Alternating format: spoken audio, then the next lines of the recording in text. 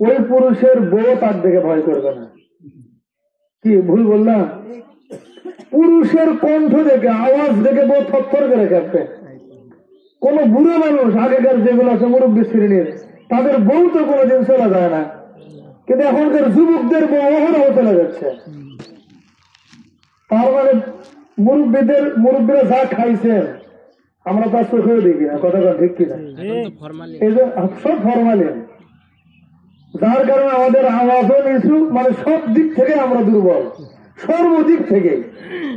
যাক, আর নিচে নামতে চাই না, মধুর কণ্ঠে সকলে বলেন বিসমিল্লাহির রহমানির রহিম। কুল ইন কুনতুম তুহিব্বুনাল্লাহা ফাত্তাবিউনি ইউহিব্বুকুমুল্লাহ ওয়া ইয়াগফির লাকুম যুনুবাকুম আল্লাহু গফুরুর রহিম। আওয়াজ দেবেন আল্লাহু আকবার। আল্লাহু আকবার।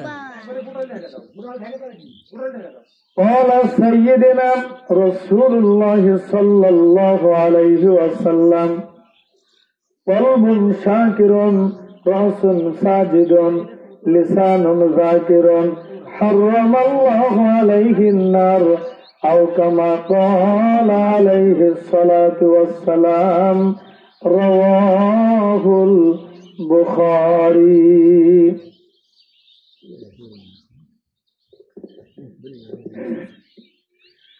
খোলাফায়ে রাশেদার সোনালী দিন কেন যে ফিরে আর আসে না, সকলেই পেয়ে তার অধিকার, কেন যে প্রাণ খুলে হাসে না। মোহাম্মদ বলেন খোলাফায়ে রাশেদার সোনালী দিন কেন যে ফিরে আর আসে না, সকলেই পেয়ে তার অধিকার, কেন যে প্রাণ খুলে হাসে না। ধুলির আসনে বসে অমরে রাজ্য শাসন করিত, ওরে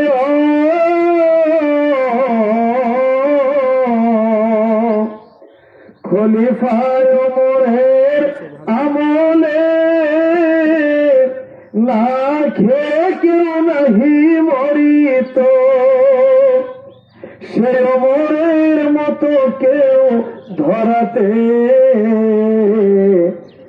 আর কি কখনো হবে না। খোলাফায়ে রাশেদার সোনালী দিন কেন যে ফিরে আর আসে না, সকলেই পেয়ে তার অধিকার, কেন যে প্রাণ খুলে হাসে না। জোরে কোন মারহাবা। নারায়ণ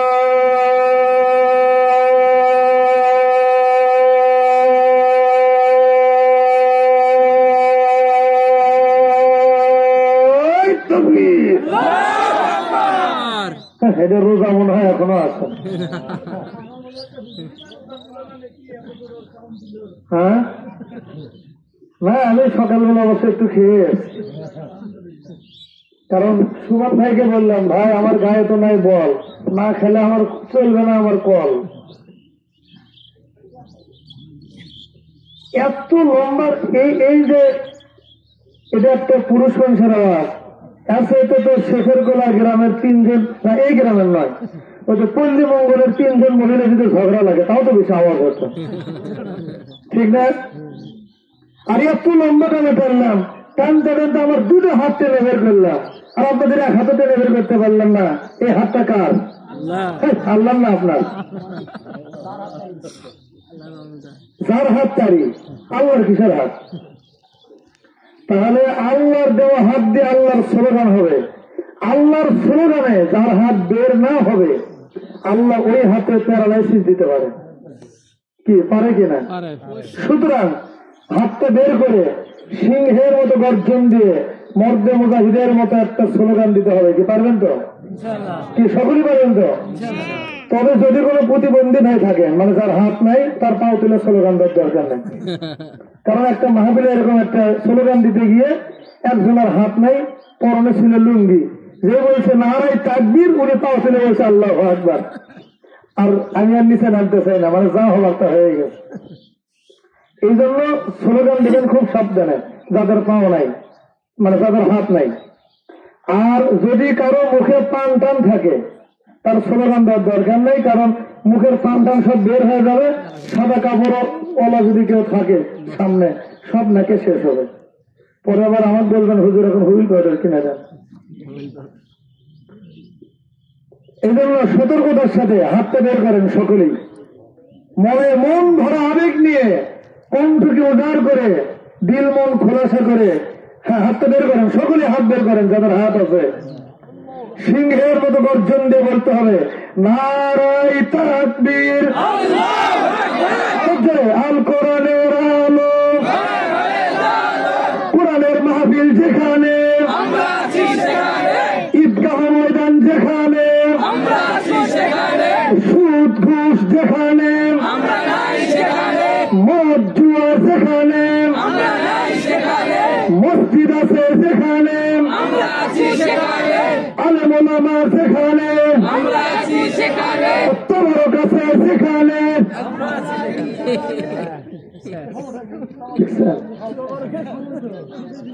সাথে মাথা ধরে তাহলে ঠিক থাকা লাগবে। সম্মানিত উপস্থিতি, আজকের এই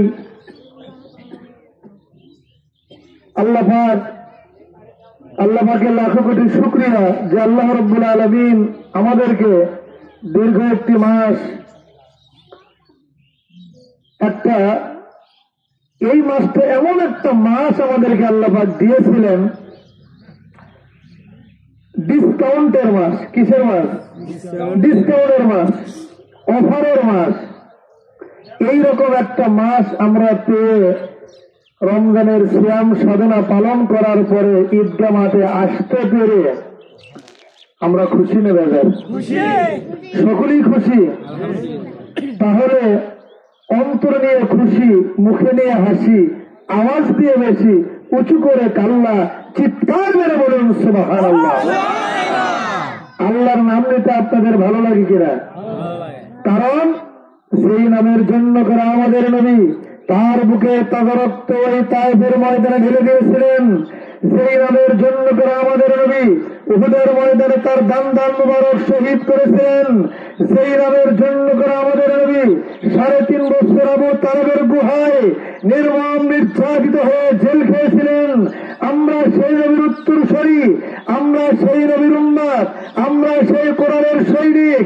প্রয়োজন হলে আমাদের নবীর মতো করে আমাদের বুকের তাজা রক্ত ঢেলে দিতে রাজি, প্রয়োজন হলে আমাদের দান মুবারক শহীদ করতে রাজি, প্রয়োজন হলে আমরা জেলখানার নির্যাতিত হতে রাজি, তবু আল্লাহর নাম ছাড়তে রাজি নাই।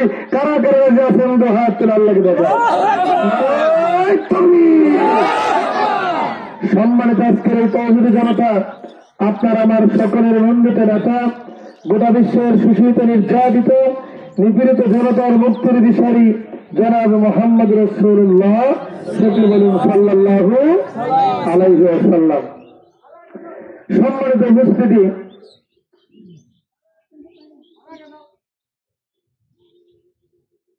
আল্লাহ পাক ডিসকাউন্টের মাস, অফারের মাস এই জন্য বললাম, পৃথিবীতে যত বড় বড় কোম্পানি আছে এই কোম্পানিগুলো বছরের কিছু কিছু নির্দিষ্ট কিছু কিছু সময়ে কিছু অফার দেয়, ডিসকাউন্ট দেয়, তাই না? মানে ছাড় দেয়। কি রকম ডিসকাউন্ট দেয়? যে 10 ডজন কিনলে 1 ডজন ফ্রি, 12টা কিনলে 1টা ফ্রি, 20টা কিনলে 1টা ফ্রি, এরকমের ডিসকাউন্ট দেয় কি দেয় না? আচ্ছা, এই ডিসকাউন্টটা গ্রহণ করার জন্য ওই কোম্পানির আওতায় যত ব্যবসায়িকরা আছে মানে মালামাল কেনে, তারা কি ব্যবসাটা আরো জাঁকজমক করার জন্য মাল আরো বেশি বেশি করে কেনে কি কেনে না? ঠিক এইভাবে করে পৃথিবীর কোম্পানির মালিক গুলো কিন্তু ডিসকাউন্ট দেয় যে 10টা কিনলে একটা ফ্রি, 12টা কিনলে একটা ফ্রি, 10 ডজন কিনলে 1 ডজন ফ্রি। কিন্তু এই পৃথিবীতে কোন কোম্পানির মালিক কিন্তু এই রকমের ডিসকাউন্ট দেয় না যে একটা কিনলে 10টা ফ্রি, এরকম ডিসকাউন্ট দেয়। একটা কিনলে 70টা ফ্রি, এরকম ডিসকাউন্ট দেয় না। কিন্তু আমার আপনার আল্লাহ, দয়াময় আল্লাহ, এমন একজন আল্লাহ আমরা পেয়ে গেছি যে আল্লাহ রাব্বুল আলামিন বলতেছেন, ও পৃথিবীর মানুষ, যখন তোমাদের সামনে রমজানের চাঁদ উঠে যাবে, তখন থেকে শুরু করে ঈদুল ফিতরের চাঁদ ওঠা পর্যন্ত এই একটা মাস তোমাদেরকে এমন একটা অফার দিলাম, তোমাদের সঙ্গে আমি ব্যবসা করতে চাই, আমি তোমাদের মতো ইমানদার মানুষের সঙ্গে ব্যবসা করতে চাই। ব্যবসাটা এরকম, কোম্পানির মালিকের মতো 10টা কিনলে একটা ফ্রি, এই রকমের ডিসকাউন্ট আমি দেব না। বরং আমার ডিসকাউন্ট হলো, আমার অফার হলো, যদি কোনো বান্দা এই মাসে একটা নফল কাজ করে, আমি তাকে একটা ফরজ দিয়ে দেব। বান্দা করবে নফল, আমি দেব তাকে ফরজ। তাহলে কি রকম আল্লাহ আমরা পেয়ে গেছি! সুবহানাল্লাহ কি বাড়ির যা বলবে? বান্দা করবে একটা, আল্লাহ দিবেন কয়টা? 69টা ফ্রি। আমি যদি একটা নিয়ে কেমন করি এই রমজান মাসে, তাহলে আল্লাহ ডিসকাউন্টটা এমন ডিসকাউন্ট দিয়েছেন, মানে পানির দরে, একবারে পানির দরে ডিসকাউন্ট। বান্দা করবে একটা, দেব 70টা। সুবহানাল্লাহ কি বলতে মন চায় না? এই রকমের একটা ডিসকাউন্টের মাস আমরা পেয়ে গেছি, পাওয়াতে আমরা খুশি না বেজার? এরপরে আল্লাহ পাক বলতেছেন, বান্দারে শরণ, আল্লাহু ওয়ালিয়ুল্লাযীনা আমানু ইখরিজুহুম মিনাজ যুলুমাতি ইলান নূর। আল্লাহু আকবার বলেন। এই পৃথিবীর মানুষের আমি হলাম অভিভাবক। আমি কি? অভিভাবক। আর অভিভাবক যারা যিনি হন, ওই সংসারের ওই পরিবারকে পরিচালনা করার দায়িত্ব সম্পূর্ণরূপে তিনি বহন করেন কিনা? আল্লাহ পাক বলেন, আমি যেহেতু তোমাদের অভিভাবক, এই জন্য 11টি মাস আমার দায়িত্ব হলো আমার বান্দাদেরকে ইখরিজুহুম মিনাজ যুলুমাতি ইলান নূর, অর্থাৎ আমার বান্দাদেরকে আমার দায়িত্ব হলো অন্ধকার থেকে আলোর পথে আনা। অন্ধকার দেখি রাতের অন্ধকার, অন্ধকার হলো পুঁজিবাদ, অন্ধকার হলো সমাজতন্ত্র, অন্ধকার হলো রাজতন্ত্র, শিরক বিদআত, সমাজের কুসংস্কার, সুদ ঘুষ জিনা ব্যভিচার ধর্ষণ খুন গুম হামলা মামলা, এগুলো হলো দুনিয়ার অন্ধকার। এই অন্ধকার থেকে আমার বান্দাকে সুপথে, আলোর পথ মানে সুপথে ফিরে আনার দায়িত্ব আমি আল্লাহ। কি সুবহানাল্লাহ বললেন না? আমার কথা কি ক্লিয়ার বুঝতেছেন?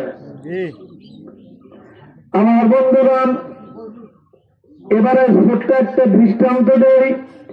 এই রমজান মাসটা কেমন ডিসকাউন্টের মাস, কেমন অফারের মাস। ছোট্ট একটা উদাহরণ দিলে বুঝবেন। কোন একটা কোম্পানিতে একজন ব্যক্তি 30 বছর যাবৎ চাকরি করে। কত বছর? 30 বছর চাকরি করে। 30 বছর চাকরি করার পরে সে কিন্তু ছিল ওই কোম্পানির সাধারণ একজন কর্মচারী। এখন 30 বছর পর কোম্পানির মালিক কোন এক ব্যক্তির মাধ্যমে ওই লোকের কাছে খবর পাঠাইছে, কোম্পানির মালিক, যে আগামী একটা মাস আমার এই কোম্পানিতে একটু ক্রাইসিস দেখা যেতে পারে। ক্রাইসিস দেখা দিবে, খুব সংকটে পড়ে যাব কোম্পানিটা। আমার ব্যবসাটা একটু ক্রাইসিসে পড়ে যাবে। তো এই ক্রাইসিসের টাইমে এই মাসে কোম্পানির অনেক কর্মচারীরা হয়তো কষ্ট স্বীকার করতে পারবে না, তারা হয়তো বেতন না পাওয়ার ভয়ে তারা কোম্পানির চাকরি ছেড়ে চলে যেতে পারে। আমার কথা কি মনোযোগ দিতেছে? এখন ওই লোকটাকে খবর দিয়ে দাও, যেহেতু সে 30টি বছর আমার কোম্পানিতে চাকরি করেছে সাধারণ কর্মচারী হিসেবে, তো ওই লোকটাকে বলে দিও যে এই একটা মাস আমার কোম্পানির যদি হালটা ধরে রাখে, কোম্পানিতে যদি লেগে থাকে, যারা যাবে তারা তো যাবেই, ওই লোকটা যদি লেগে থাকে, যেহেতু 30 বছর সে চাকরি করছে, একটা মাস যদি আমার কোম্পানির সঙ্গে লেগে থাকে, তাহলে 1 মাস পরে আমার মেয়ের সঙ্গে তাকে বিয়ে দিয়ে দেবো। এখন বলেন তো, এই রকমের সুযোগ যদি কোম্পানির মালিক দিয়ে দেয়, তাহলে 1 মাস কেন, আরো 2-4 মাসও যদি কষ্ট করা লাগে, কি কষ্ট করবে কিনা দরকার? এই রকমের একটা সুযোগ কেউ কি হাতছাড়া করতে পারে? আমার আল্লাহ রব্বুল আলামিন ডাক দিয়ে বললেন, বান্দারে শোনো, তোমরা এই 12টি মাসের ভেতরে 11টি মাস আমার হুকুম পালন করেছ, নামাজ রোজা হুকুম আকাম সব কিছু পালন করেছ। বান্দারে শোনো, এতদিন আমার গোলামি করার কারণে তোমরা ছিলে আমার বান্দা। তোমরা কি ছিলে? আমার বান্দা। আর এই একটা মাস যদি তোমরা একটু কষ্ট স্বীকার করতে পারো, অনেকেই কিন্তু এই কষ্ট সহ্য করতে পারবে না, ওই কোম্পানির মতো। যদি তোমরা কষ্ট স্বীকার করে নিয়ে এই একটা মাস আমার সঙ্গে লেগে থাকতে পারো, আমার এই রমজান নামক কোম্পানির সঙ্গে পুরোপুরি যদি দায়িত্ব পালন করতে পারো, তাহলে 11টি মাস ইবাদত করার কারণে তোমরা ছিলে আমার বান্দা, আর একটা মাস ইবাদত করার কারণে তোমরা আমার একান্ত হয়ে যাবে বন্ধু। যেরকম সুবহানাল্লাহ। তাহলে এতদিন ছিলাম আমরা 11টি মাস আল্লাহর বান্দা, আর 1 মাস, এই একটা মাস ক্রাইসিসের কষ্টের একটা মাস আমরা এই কোম্পানির সঙ্গে লেগে থাকার কারণে আমরা হয়ে গেলাম কি? আল্লাহর বন্ধু। সাধারণ কোনো বান্দা না, ওই সাধারণ কোনো কর্মচারী না। ওখানে যেমন জানাই, আর এখানে আমরা একবারে আল্লাহর খাস বন্ধু। আচ্ছা বলেন তো, আমরা যারা রোজা রাখছি রমজানের পুরো একটা মাস, আমরা তো আল্লাহর বন্ধু, তাই না? বন্ধু হওয়ার পরে আল্লাহর বন্ধু তো আল্লাহ নিয়ে পড়ে থাকবে, ঠিক না? সে কি কোনো গুনাহের কাজ করতে পারবে? সে কি কোনো অন্যায় পাপের কাজ করতে পারবে? আচ্ছা, তারপরেও যদি দেখেন এই শেখেরকোলা গ্রামের কোন একটা মানুষ অন্যায় করতেছে, এই যে নামাজ পড়ে যাওয়ার পর পরই শুরু হয়ে গেছে, তাহলে কি সে কি আল্লাহর বন্ধু? আল্লাহ বলতেছেন, তোমাদেরকে রমজান দিয়েছিলাম, রমজান নামক একটা মাস, একটা তাকওয়া দিয়েছিলাম। কি দিয়েছিলাম? তাকওয়া নামক একটা এসি। কি দিয়েছিলেন? তাকওয়া নামক এসি। ছোট্ট একটু উদাহরণ দিলে বুঝবেন। আপনাদের মসজিদে কি এসি আছে কি?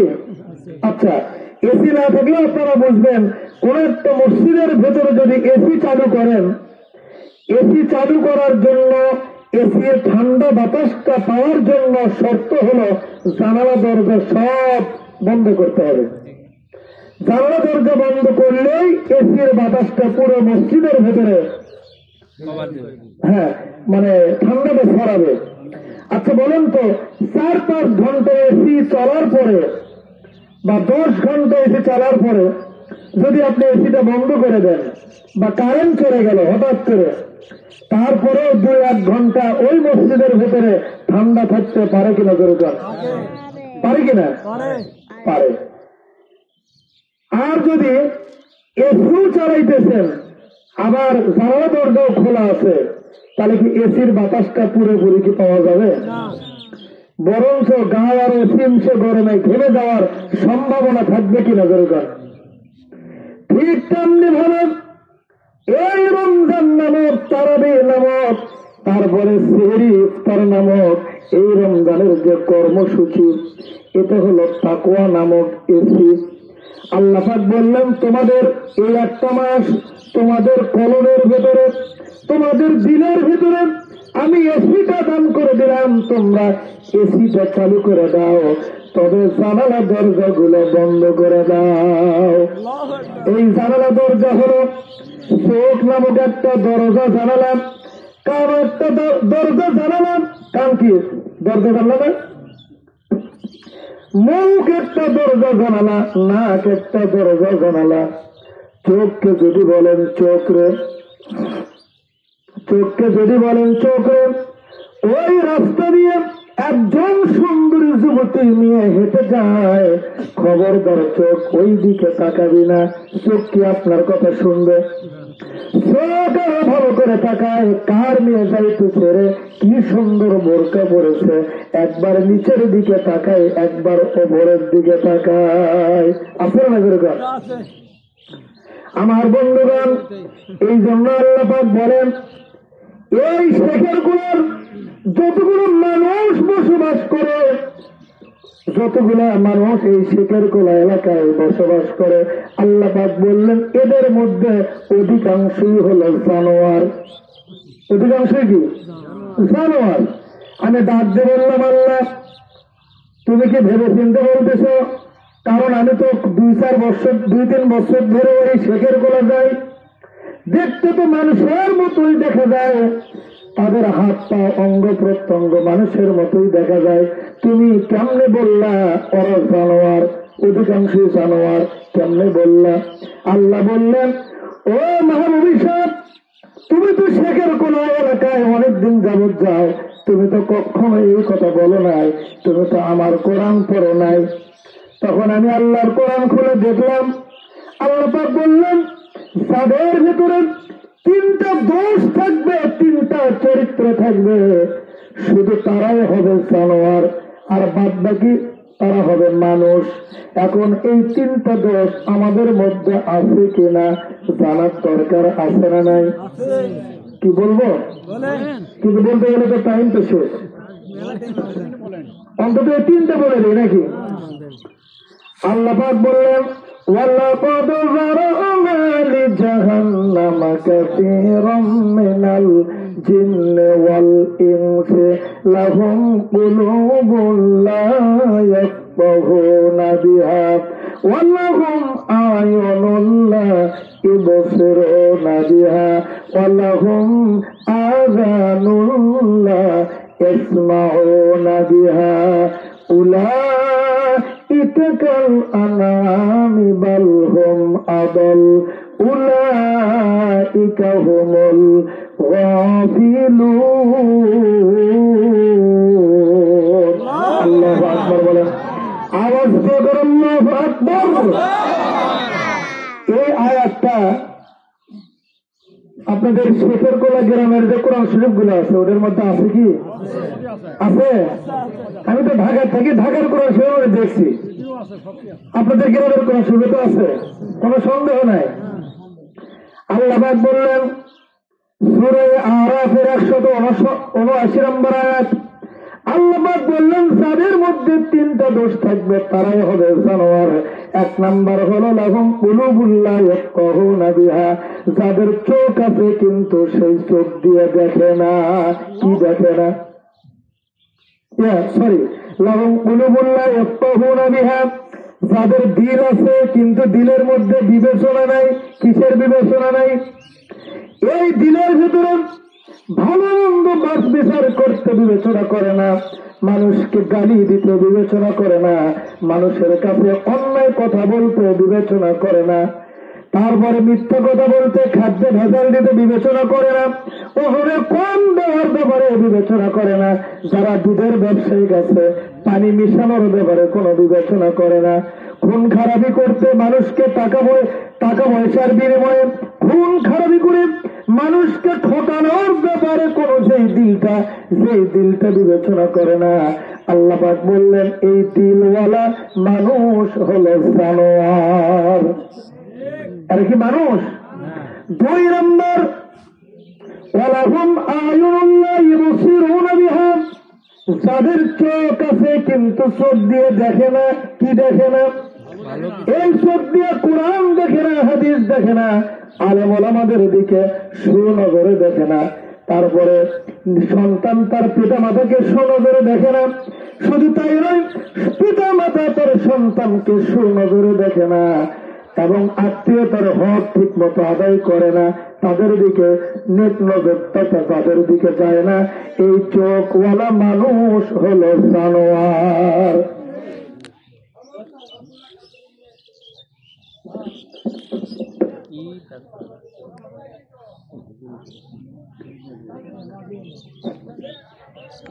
আপনার কাপড় কি আর নাই? আচ্ছা, একটু কাপড় আনার ব্যবস্থা করেন। আচ্ছা ঠিক আছে, আপনি খুব দ্রুত একটু কাপড় আনার ব্যবস্থা করেন। জায়নামাজের কাপড়গুলো বিছানা হয়ে গেলেই আমি নামাজের দিকে চলে যাবো ইনশাল্লাহ। আমার বন্ধুগণ, তাহলে দুই নম্বর হল যাদের চোখ দিয়ে যারা ভালো কিছু দেখে না, তাদের ওই চোখওয়ালা মানুষ হলো জানোয়ার। কথা বলা কি মানুষ? দুইটা গেল। তিন নম্বর ওয়ালাহুম আযানুন লা ইয়াসমাউনা বিহা, যাদের কান আছে কিন্তু কান দিয়ে শোনে না। কি শোনে না?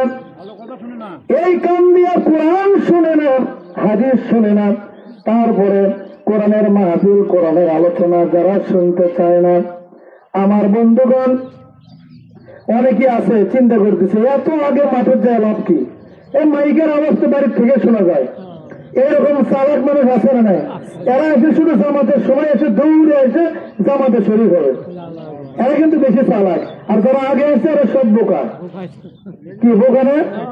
তবে আপনাদের গ্রামের একটা কথা এরকম আছে কি, যে অতি চালাকের গলায় দড়ি, এটা আপনাদের এদিকেও বলে। আমার ছোট্ট একটা কথা মনে পড়ে গেল, সেটা হলো এক ভাই আমার কাছে গল্প শোনাইতেছে যে হুজুর, আমি আজকে রাত্রিবেলা খুব গুরুত্বপূর্ণ একটা স্বপ্ন দেখেছি। কি স্বপ্ন? স্বপ্নে দেখি যে হুজুর আজরাইল আমার কাছে চলে আসছে। এসে বলতেছে, বিরাট বড় একটা খাতা বের করলো, কোটি কোটি মানুষের নাম আছে ওই খাতার ভেতরে, কিন্তু ভাগ্যের কি পরিহাস, সিরিয়ালের 1 নম্বরে দেখি যে আমার নাম। আজরাইল বলছে তোর নাম শুরুতে আছে, তুই দিয়ে জান কবর শুরু করবো। তখন আমি আজরাইলকে বললাম, ওই লোকটা বলতেছে আমার কাছে যে হুজুর, আমি আজরাইলকে বললাম, দোস্ত আমি তো এখনো ইয়েও আছি, বুড়ো টুড়ো তো হয়নি, জান কবর করবে করে সমস্যা নেই, কিন্তু তুমি যদি একটু দয়া করে নাম, এটা তো কেউ দেখতেছে না, আমি আর তুমি আছি আমার এই বাড়িতে, আর তো কেউ নাই, নামটা প্রথম থেকে কেটে দিয়ে আমার নামটা একটু লাস্টে দিয়ে দাও। আজরাইলকে না, খবরদার, তোর নাম শুরুতে আছে, তুই দিয়ে শুরু করবো। তখন ওই লোকটা আমার কাছে বলতেছে হুজুর, তখন আমি চিন্তা করলাম আজরাইল তো কোনো ঘুষ টুস খায় না, তা আজরাইলকে করলাম কি, আজরাইলকে বললাম দোস্ত আসছেন যখন একটু বসেন, ধান কবজ করবেন সমস্যা নেই, আগে একটু চা খাওয়ার ব্যবস্থা করি, চা বিস্কিট খান। তো চাটা উনি খাওয়ার জন্য রাজি হয়ে গেলেন। চা খেতে বিস্কিট খাবার দিয়ে উনি চা তৈরি করতে গেছে। চা তৈরি করতে গিয়ে চায়ের ভেতরে করছে কি ঘুমের ট্যাবলেট গুঁড়ো করে দিয়েছে। আজরাইল খায়া যেন ঘুম এসে যায়। ওই হুজুর আজরাইল খাওয়ার পরে সেই খাটের উপরে চিৎ পাটাং হয়ে শুয়ে পড়ল, ঘুম এসে গেল। 2-3 ঘন্টা এই ঘুম না সেই ঘুম। আমি করছি কি, চালাকি করে খাতা গোনা বের করে, কলমটা আমার কাছেই ছিল, খাতা গোনা বের করে কলমটা দিয়ে নামটা কেটে দিয়ে উপরে থেকে নাম কেটে দিয়ে সব লাস্টে দিয়েছি। আজরাইল এখন ঘুম থেকে উঠে গাও হাতটা এভাবে ঝাঁকি ঝুঁকি দিয়ে বলতেছে, দোস্ত তুমি তো আজকে আমার সেই মেহমানদারি করলে, জীবনে তো কেউ আমাকে চা বিস্কিট খাওয়ায় না, তুমি যে উপকার করছো আমি তোমার প্রতি খুব খুশি, আর খুশি হয়ে আমিও তোমার একটা উপকার করতে চাই। বলে কি, তো আমার তো জান কবজ করার কথা ছিল প্রথম থেকে, তো প্রথম থেকে না করে আজকে শেষের থেকে শুরু করবো। প্রতি চালাকের গলায় দড়ি। এইরকম চালাকি কেউ করবেন না, এইরকম চালাকি করে কেউ ঘরের থেকে ওয়াজ শোনার চেষ্টা করবেন না। এইরকম মধ্যে চালাকের গলায় দড়ি পড়বে হাসরের ময়দানে। কথা কোন ঠিক কিনা? আমার বন্ধুগণ, তাহলে 1 নম্বর, যাদের দিন আছে দিনের মধ্যে বিবেচনা নাই, চোখ আছে, চোখ দিয়ে ভালো কিছু দেখে না। আর 3 নাম্বার ওয়ালাহুম আযানুল্লাহ ইয়াসমাউনা বিহা, যাদের কান আছে কিন্তু কান দিয়ে শোনে না, কান দিয়ে কোরআন শোনে না, হাদিস শোনে না, আলেম ওলামাদের কথা শুনতে চায় না, ভালো কিছু যে কান দিয়ে শোনে না, এই কান শুধু শুনতে চায় গান। কি গান শুনতে মন চায় না? কানকে যদি বলেন কান রে, রে কান, খবরদার তুই গান শুনতে যাবি না, আমি কিন্তু নামাজে দাঁড়ালাম, আল্লাহু আকবার, আলহামদুলিল্লাহি রাব্বিল আলামিন, আর রহমানির রহিম, মালিকি ইয়াউমিদ্দিন, ইয়াকা না'বুদু ওয়া ইয়াকা নাস্তাঈন। নামাজের মধ্যে কোরআন তেলাওয়াত শুরু হয়ে গেল, কিন্তু হঠাৎ করে পকেটে যদি মোবাইল থাকে, কল বেজে ওঠে। ওঠে কি ওঠে না? অনেক সময় মোবাইলে কল বাজে না? এই যে কিছুদিন আগে একজন যুবক আমার সঙ্গে জামাতে নামাজ আদায় করতেছিল, ইমাম সাহেব আল্লাহু আকবার বলে রুকুতে গেল, আমিও গেলাম।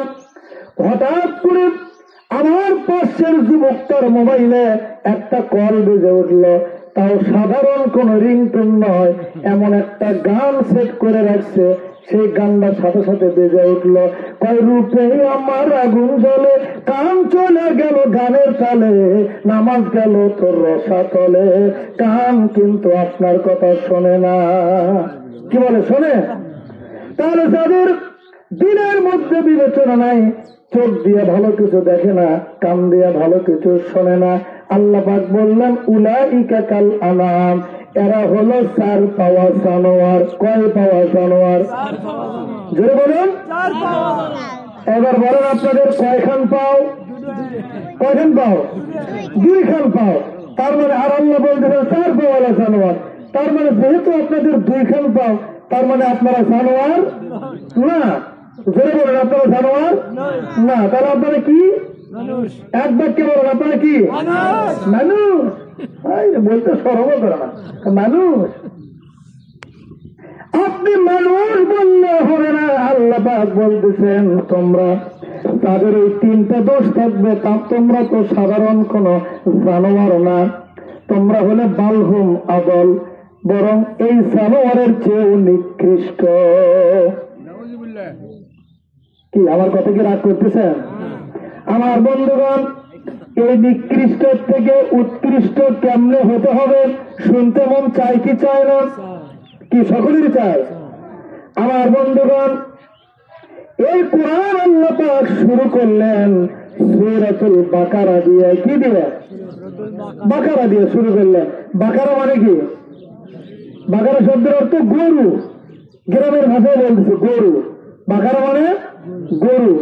আর কোরআন শরীফ শেষ করলেন সূরাতুন নাস দিয়ে। নাস মানে হলো মানুষ। তাহলে শুরু করলেন গরু দিয়ে, শেষ করলেন মানুষ দিয়ে। তার মানে হলো যতক্ষণ পর্যন্ত কোরআনের ছায়া তলে আমরা আসতে না পেরেছি, ততক্ষণ পর্যন্ত আমরা হব গরুর মতো। গরু যেমন যেখানে সেখানে মুখ দেয়, অন্যায় করে, ঠিক তেমনি ভাবে আমাদের মধ্যে কোনো পার্থক্য নাই। আছে পার্থক্য?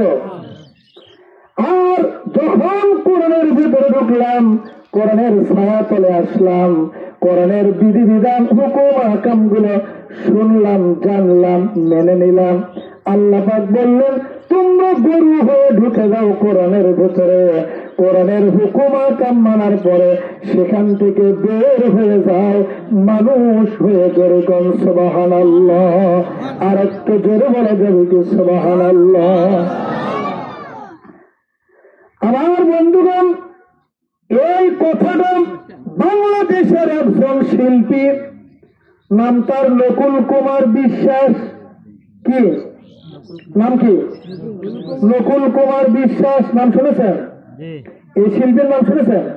সে কি হিন্দু না মুসলমান? হিন্দু। সে একদিন একটা গানের অনুষ্ঠানে গান গাইতেছিলেন।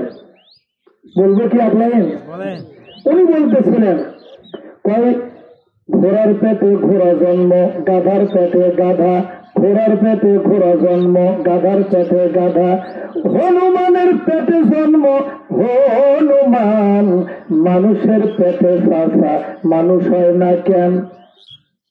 সাথে সাথে আমি জবাব দিয়েছি, ওদেরকে জন্মের পরে দিতে হবে কোরআনেরই জ্ঞান, তাছাড়া চালায়া খাইতে হবে ধ্যান। কি ঠিক আছে দরকার?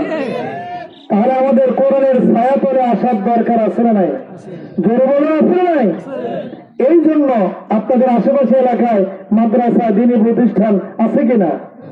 প্রত্যেকটা ছেলে মেয়েদেরকে কোরআনের শিক্ষা কি দেওয়ার ফরজ না সুন্নাত না নফল? তাহলে আমি ছোট্ট একটা গান, এক কলি একটা গান শিখে দিয়ে যাব। এটাই আমার আলোচনার এখনকার মতো শেষ। এরপরে যদি নামাজের পরে সুযোগ হয় বাকি আলোচনা করবো ইনশাল্লাহ। গানটা জীবনে যত গান আছে শুনেছেন, গান গাইলে গুনাহ হয়, কথা গান ঠিক কিনা? কিন্তু আজকে যে গানটা গাইব শুধু গাওয়া না, আপনাদেরকে শিখিয়ে দিয়ে যাব। এই গানটা মুখস্থ করলে আমল করবেন, গান গাইবেন, কিয়ামত পর্যন্ত একবার আর দুইবার নয়, গাইবেন একবার। সোয়াব ওদের আমল যদি হয়ে যায় তাহলে কিয়ামত পর্যন্ত আর সোয়াব সবগাই জারিয়ার মতো কবরে শুয়ে শুয়ে পাবেন। চিল্লা এখন সুবহানাল্লাহ। এই রকমের একটা গানের একটা কলি কি মুখস্থ করার দরকার আছে না নাই? আরে জীবনে কিছু করেন আর না করেন, এই গানের যদি ফজিলতটা যদি পান গান গাওয়ার কারণে, তাহলে কিয়ামত পর্যন্ত কলম আর লিখতেই থাকবে, কলম আর উঠাবে না। জোরে কোন সুবহানাল্লাহ। কি আমার সাথে বলতে পারেন? বলেন। ছোট ছোট ছেলে মেয়ে থাকে যদি কারো ঘরেতে, মাদ্রাসায় এনে দিয়ে যাবেন, তাতে সমান সমান তোমরা নেকি পাবেন। ঠিক আছে? কে দেখি গুনাহটা সব হবে। ছোট ছোট ছেলে মেয়ে থাকে যদি কারো ঘরেতে, মাদ্রাসায় এনে দিয়ে যাবেন, তাতে সমান সমান তোমরা নেকি পাবেন। কোরআন কোরআন বাবা কোরআন কোরআন, কোরআন দিয়ে যদি জীবন সাজান, কোরআন দিয়ে যদি সমাজ গড়ান, তবে রহম পাবেন কিছু সমান সমান। ঠিক আছে? কোরআন কোরআন দাদা কোরআন কোরআন, আমার কাছে নাই কো দাদা গীতা পুরাণ, আমার কাছে নাই কো বুবু ভারত পুরাণ, আমার কাছে আছে শুধু আল্লাহর কোরআন। নারায়ে তাকবীর। কি এই গানটা গাওয়ার কারণে কারো একটা সন্তান যদি মাদ্রাসায় যায়, ইলমে দ্বীন শিক্ষা করে, কিয়ামত পর্যন্ত আপনার আমলনামায় সওয়াব লেখা হবে কিনা? জোরে কর। এই জন্য আলোচনা এখনকার মতো শেষ। পরিশেষে 1 মিনিটের জন্য এই কথাটুকুই বলি। শুরু করেছিলাম আলোচনা, আল্লাহ পাক বলেছেন তোমাদেরকে এই রমজান মাস দান করলাম, তাকওয়া নামক এসি দিয়ে দিলাম। তাকওয়া নামক এসি। আমার বন্ধুগণ, এসি চালু করার পর যেমন দরজা জানালা বন্ধ রাখতে হয়, তাছাড়া এসির কোনো উপকারিতা পাওয়া যায় না, ঠিক তেমনি ভাবে এই রমজান মাসে যদি আমরা জানালা দরজা চোখ কান এগুলো অঙ্গ প্রত্যঙ্গ এগুলো যদি বন্ধ রেখে যদি আমরা রোজা রাখতে সক্ষম হয়ে থাকি, তাহলে বাকি 11টি মাস এই তাকওয়ার এসি আমাদের মধ্যে চলমান থাকবে। যেরকম সুবহানাল্লাহ। আল্লাহ পাক আমাদের সবাইকে আজকের এই কথাগুলো স্মরণ দেখে আমল করার তৌফিক দান করুন। সকলে বলুন আল্লাহুম্মা আমিন। ওয়া আখিরু দাওয়ানা আনিল হামদুলিল্লাহি রাব্বিল আলামিন। এখন একটু বছর আমি নামাজের নিয়মটা বলে দিই, কারণ এই বছরে একটা দিন নামাজ পড়তে এসে জানাজার নামাজ আর ঈদের নামাজ এক হয়ে যায়। মানে জানাজার নামাজে তো হাত তোলা লাগে না, সেখানে যে হাত উঠাই, আর এখানে হাত তোলা লাগে, এখানে হাত বান্ধিয়ে রাখি। এই ভুলটা আমাদের সচরাচর সবারই হয়ে থাকে। এই জন্য নিয়মটা বলে দেই। নিয়ম হলো, আমরা আরবিতে কেউ আমরা নিয়ত করবো না। বাংলা ভাষাভাষী মানুষ আরবি বলতে গিয়ে যদি উল্টো পাল্টা হয়ে যায় তাহলে সবের সে উল্টো সব হবে। আমরা নিয়ত করব সহজ ভাষায় যে আমরা ঈদুল ফিতরের 2 রাকাত ওয়াজিব নামাজ 6 তাকবীরের সহিত এই ইমামের পেছনে কিবলামুখী হয়ে ইক্তেদা করতেছে। আল্লাহু আকবার। এতটুকু যদি বলতে না পারেন, এতটুকু অন্তত মনে মনে নিয়ত থাকতে হবে যে আমি ঈদুল ফিতরের 2 রাকাত নামাজ এই ইমামের পেছনে পড়তে আসছি, তাহলে হয়ে যাবে। তাও মুখ দিয়ে বলা লাগবে না, মন থেকে বললেই যথেষ্ট। এরপর নিয়ত করলেন, এরপর আল্লাহু আকবার বলে ইমাম সাহেব যখন হাত বাঁধবেন, আপনারাও আল্লাহু আকবার বলে হাত বাঁধবেন। বাঁধার পরে সানা পড়তে হবে, সুবহানাকা আল্লাহুম্মা ওয়া বিহামদিকা, এই দোয়াটা পড়ে নেবেন। পড়ার পরে অতিরিক্ত 3টা তাকবীর হবে, প্রত্যেকটা তাকবীরে হাত উঠাইতে হবে এইভাবে, আল্লাহু আকবার। এটা কিন্তু সানা পড়ার পর আল্লাহু আকবার, হাত ছেড়ে দিলেন একবার, আল্লাহু আকবার 2 বার, তৃতীয়বারের বেলায় আল্লাহু আকবার, হাত বাঁধবেন। এরপরে সূরা কেরাত, রুকু সিজদা ইত্যাদি যথাক্রমে আদায় হবে। দ্বিতীয় রাকাতের জন্য দাঁড়াবো, সূরা কেরাত শেষ করে রুকুতে যাওয়ার পূর্ব মুহূর্তে ইমাম সাহেব আল্লাহু আকবার বলে হাত উঠায়া হাত ছেড়ে দেবেন, আপনারাও ছেড়ে দেবেন। আবার আল্লাহু আকবার, হাত উঠায়া হাত ছেড়ে দেবেন। আবার আল্লাহু আকবার বলে হাত উঠায়া হাত ছেড়ে দেবেন। কয়টা হলো? 3 বার হলো। চতুর্থবার হলো নামাজের তাকবীর, আল্লাহু আকবার বলে রুকুতে চলে যাব। এরপর বাকি নামাজ আমরা যথাযথ নিয়মে আমরা শেষ করব। আল্লাহ সবাইকে স্মরণ রেখে আমল করার তৌফিক দান করুক। আমরা সবাই কাতার